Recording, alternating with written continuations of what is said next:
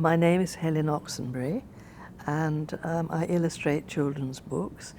And one of my best-known books is We're Going on a Bear Hunt, and I re-illustrated the Alice in Wonderland books by Lewis Carroll. And I think probably I have pretty well 100 books that I have illustrated over the years.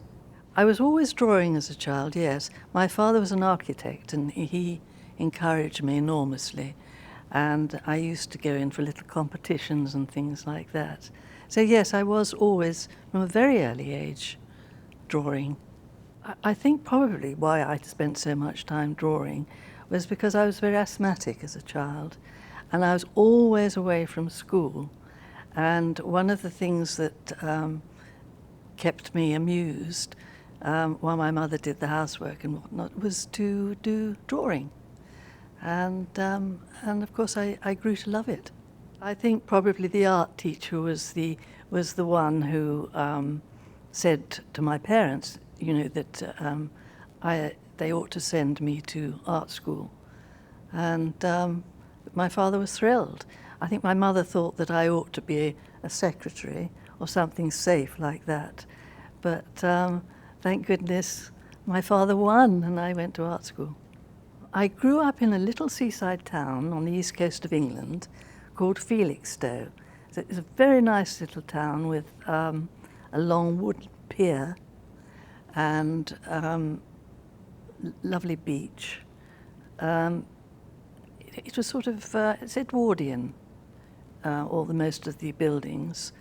And I had the most glorious, free childhood there. My brother and I have one brother, we were let out in the morning and we'd come back maybe for lunch, go out again and come back for tea, and without any restrictions, and we had the whole of this little seaside town and the beach all to ourselves. It was just a wonderful childhood. Books didn't play a large part in my life. I say that, but we didn't own books as a family because I was brought up during the war, and books were very thin on the ground.